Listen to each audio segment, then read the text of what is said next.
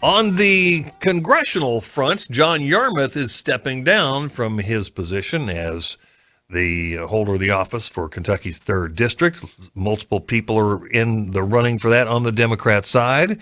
There are also many candidates on the Republican side for a seat long held by Democrat John Yarmuth, but prior to held by Republican Ann Northup. So one of the Republicans running is joining me now. His name is Stuart Ray, longtime business guy here in town. Stuart, welcome. Hello, Terry. How are you? Good to have you on. You're a local guy. What, Ballard High School? Ballard High School, a loyal Bruin, and grew up here for the most part. And then my career was spent 30 years with Steel Technologies, company my father founded, and love Louisville, and I think we need a change. And you still have a metals company called Peregrine Company? Is that right? I do. Okay. I run Peregrine Company, and it's a metals and trucking company, and so I stick to what I know, and that is economic development and building jobs. That's what I want to ask you about. First off, a lot of people think that this seat belongs to a Democrat. This is a heavily blue area, the Louisville metro area.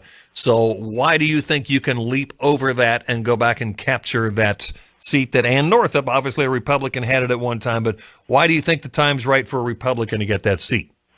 Well, I don't think anybody couldn't look around and realize that Louisville in the 3rd District needs a significant change. So I think our leadership has, to a large degree, both locally and federally, failed us.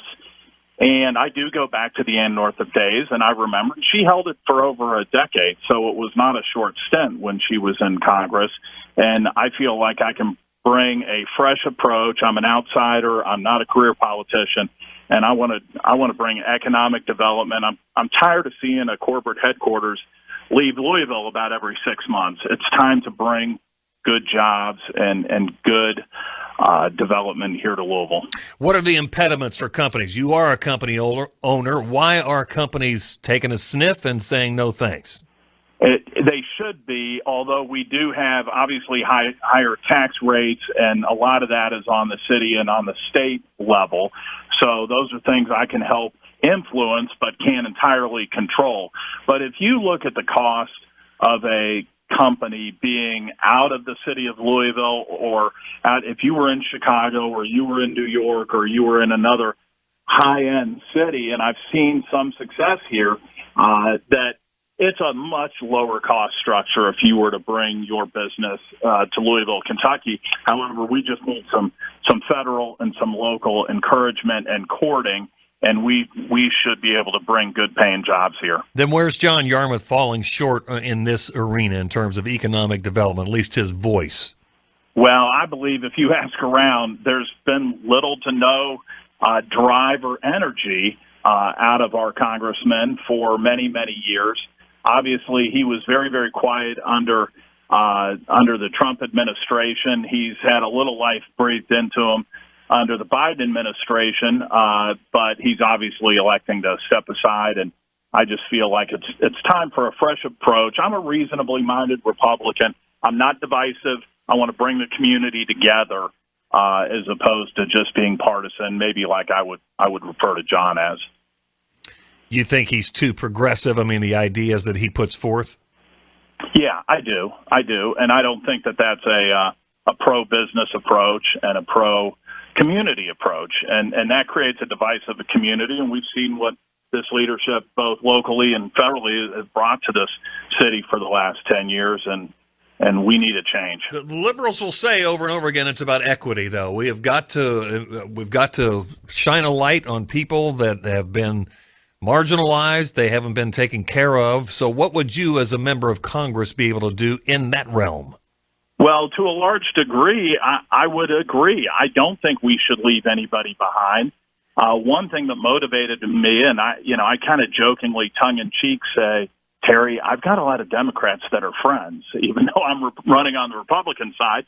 And I think we need some strong economic development that is equal within the community, including starting on the west side.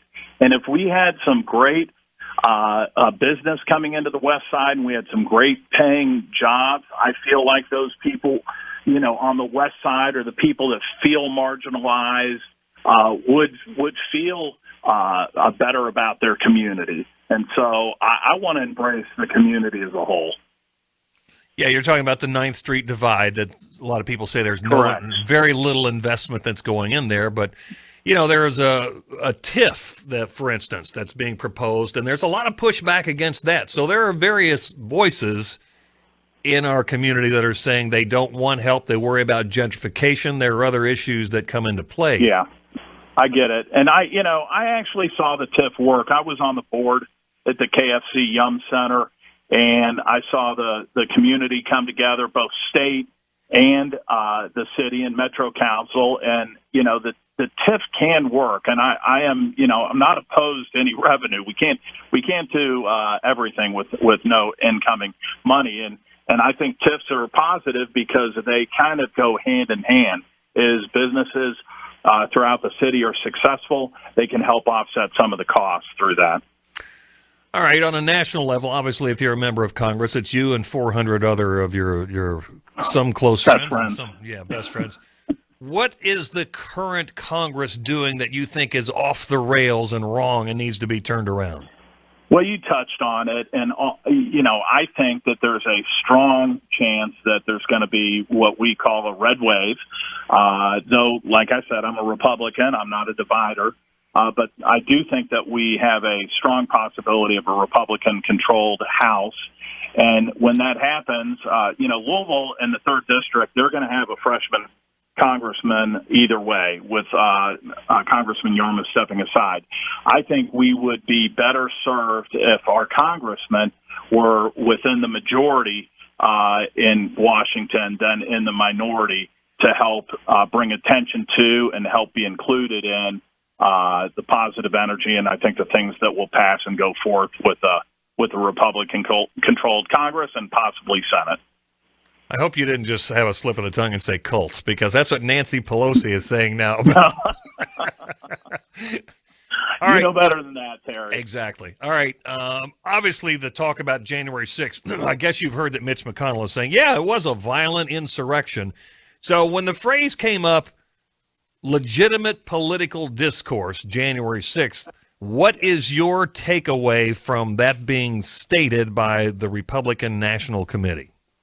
I am not in favor of that terminology. The reality is, I'm all for protesting. Honestly, Terry, there's protests that go on in Washington, D.C. probably every day. A group is protesting. But when that turns to violence and when they storm our Capitol and they start breaking laws, I firmly believe they should be prosecuted to the full extent of the law. So I am not a forgiver of the lawbreakers on January 6th. I'm sure there were people there that were protesting and walked away, but anybody that stormed that Capitol and jeopardized the public servants that were in there, both the people that were employed there and our Congress, they should be prosecuted. As for law enforcement, I'm sure I can figure out where you stand on this issue of the phrase defund the police. What are we going to do to reinstill respect for law enforcement across America?